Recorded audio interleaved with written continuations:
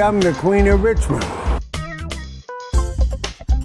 Dirt Woman represents the peculiar aspects of Richmond that we all hope exist here. Total flake. Unique. Unique. A very unique man. Very free-spirited. Legendary fan character. An outrageous drag queen. 400-plus pound transvestite with a heart of gold. Crazy sometimes, but lovable. Donnie was a stand-up guy. Utterly outrageous. Can be witty, funny. He's part of the institution of Richmond. Eccentricity in blue chiffon. I started a band in 1970.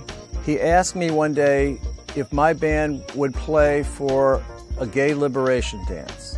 And the event was a big success. It was packed. While the band was playing, Donnie appeared behind me and started fanning me while we were playing. I think Donnie had a crush on me at the time, or he was just so grateful that the band had agreed to play for this thing that he just wanted to pay me back by fanning me while we played, or he just wanted to be on stage. I've seen a Rouser in Jello when Wayne Cash had his gay bar up on Main Street. I remember Donnie saying that he was going to wrestle Dave Broccoli. How was he to wrestle? Because he was skinny, wasn't he? Yeah, he was tough. XL 102 had Jeff and Jeff, the big disc jockeys, and that's when that station was at its pinnacle, I think. And they hosted a thing called Song for Richmond contest, but we brought Donnie in to sing the lyrics. It was like 50 takes for every line. All right, now are you going to remember the words to this song, or are you going to mess it up like you do every year? I'm going to know the words. Come on, let's sing it. Hello, Richmond. This is Dirt Woman. Kiss me, baby. Kiss me, baby.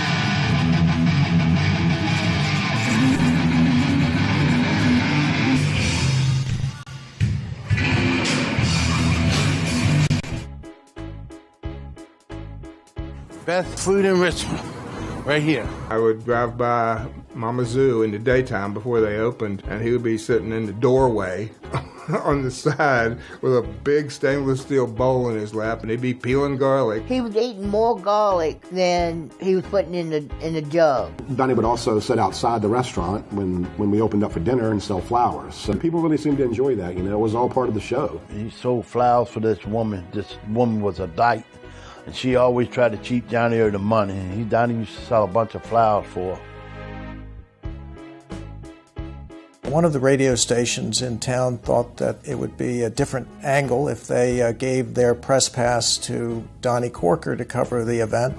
And a guy named John Galloway from WANT gave me a press pass. And I don't know how close they were, but he was fascinated with her. Well, with him. Donnie showed up at the inauguration in his obligatory sweatpants. That caused the officer to call Officers Jones and Peaky to the scene. The one that arrested me told the man, said, y'all want to search him?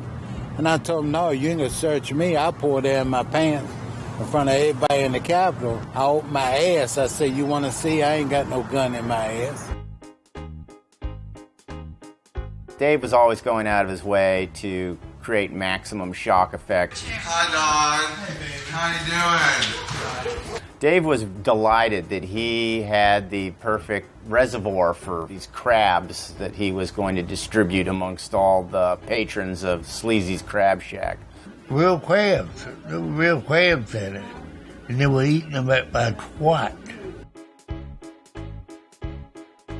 We decided that we were going to take some of the stories that we had always heard of and turn them into photographs. I can remember him down on Gray Street hawking his calendars up and down the sidewalk, and there was an issue where we had complaints about him doing it. Everybody wanted, they would come and buy them left and right from Donnie. Chris Dovey was with Style at the time and called me up and was like, I can't do anything with this really, but you guys should. And I thought about it for a couple minutes and I was like, fuck yeah, I want to lead that charge. But I encouraged him to do it, Donnie. You know, if that's what's in your heart, do it. Some people thought it was a joke, but the people that actually stopped and talked to Donnie, they were impressed with him.